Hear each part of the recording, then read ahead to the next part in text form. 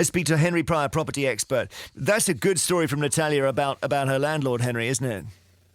It's a great story, Jeremy. I mean, and it is just goes to show that, as indeed the government are desperately keen to encourage landlords and tenants to have a dialogue, Natalia is there as an example of a win-win for both. Because at the end of the day, whether we're talking about commercial landlords and tenants and the likes of Bryn and everybody else, in particular in the hospitality industry that's been so desperately impacted, or indeed, like Natalia, the 4 million people who rent homes in the private rented sector, for those that are intransigent and dig in their heels, be they landlords demanding that their obligations are fulfilled, or tenants who perhaps arguably are trying to stretch a point and get away with a rent break or rent holiday, it's just not going to work. And the numbers, Jeremy, are staggering.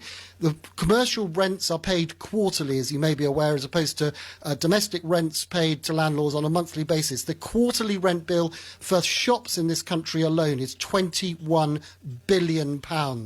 Half of those were not collected at the end of March, the last quarter date, and indeed the next quarter date, which falls in June, is likely to see even less paid. The private rented sector accounts for a rent roll of probably £3.5 to £4 billion a month, rather than a quarter. So you can see we're playing with some massive numbers.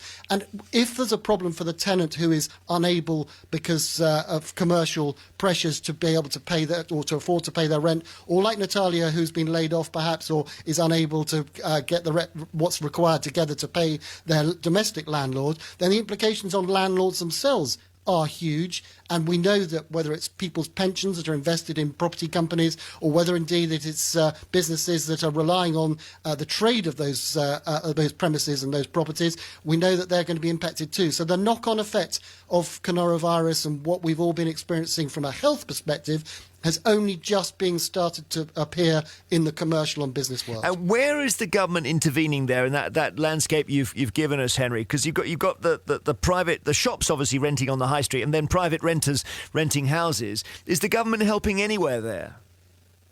Well, the government is making, as we know, huge, extraordinary, unprecedented efforts on the commercial front to keep businesses alive, so that they continue to employ people, so that when we do come out of this, there is employment for folk and businesses for those people to work for.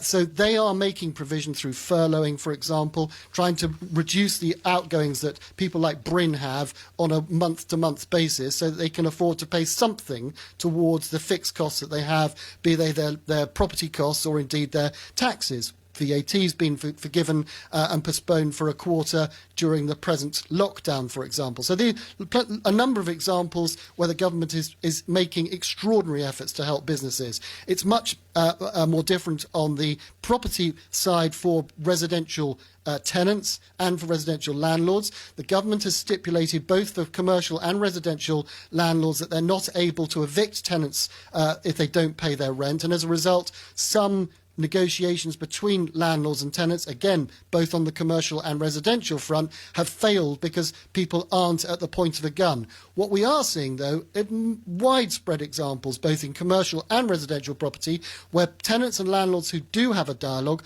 are coming to agreements, just as we heard with Natalia. Some landlords are being extraordinary and forgiving all rent. Some landlords are exchanging rent for people redecorating parts of their property.